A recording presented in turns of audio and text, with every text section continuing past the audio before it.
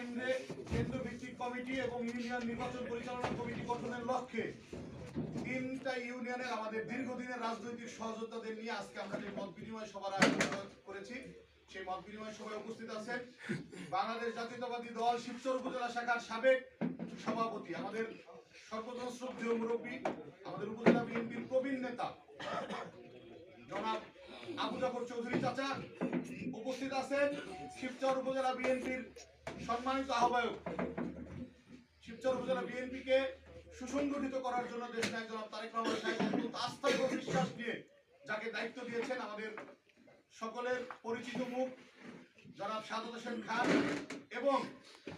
যাদের ত্যাগ ঘাম এবং শ্রমে শিবচর উপজেলা বিএনপি এখনো টিকে আছে। অনেক বড় স্বপ্ন না, শুধু দলের আদর্শটাকে বুকে ধারণ করে যারা শত হামলা মামলা নির্যাতনকে সহ্য করে গত 17 বছর বাংলাদেশ জাতীয়তাবাদী দলের ঝান্ডাটাকে যারা ধরে রেখেছেন, সেই শিবচর উপজেলা বিএনপির বহেরাতলা শিরোয়াইল, নীলক্ষী এবং দত্তপাড়া ইউনিয়নের ওয়ার্ড এবং ইউনিট পর্যায়ের নেতৃবৃন্দ এবং অঙ্গ সহযোগী সংগঠনের নেতৃবৃন্দ সবাইকে আমার অন্তরস্থল থেকে সালাম এবং শুভেচ্ছা। সম্মানিত নেতৃবৃন্দ, আমরা একটি জাতীয় সংসদ নির্বাচনকে সামনে রেখে এখানে এসে হাজির হয়েছি ভাইরা। আমরা আপনাদেরকে উপজেলার নেতৃবৃন্দরা আপনাদেরকে কিছু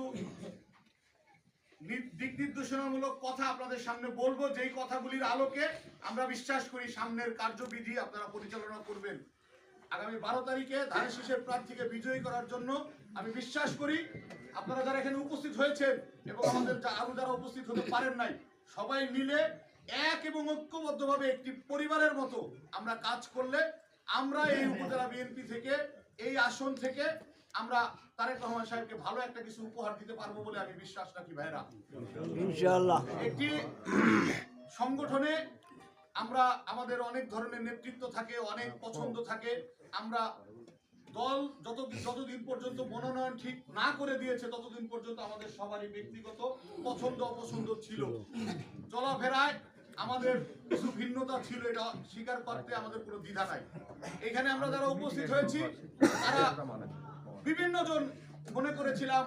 এই ভাই ওই বোন, এই ভাই প্রার্থী হইলে আমাদের জন্য ভালো হইতো, কিন্তু দেশনায়ক জনাব তারেক রহমান সাহেব এবং দলের সর্বোচ্চ নীতি নির্ধারণী ফোরাম যখন প্রার্থী ঠিক করে দিয়েছে ভাইরা, তারপরে বেসিক্যালি আর আমাদের নিজস্ব মতামত দেওয়ার কোনো সুযোগ নাই। সেই আলোকেই সবকিছুকে ভুলে গিয়ে শুধু ধানের শীষের প্রার্থীকে বিজয়ী করার জন্য,